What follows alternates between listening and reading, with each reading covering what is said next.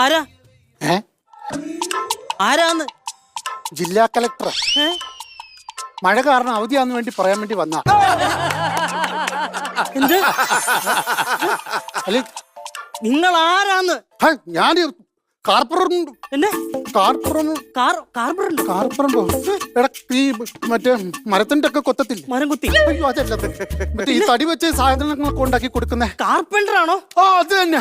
ഈ പുല്ല് പറയാനറിയാത്തത് കാരണം എന്തോരം പണിയാ എന്റെ പോയെന്നറിയാമോ?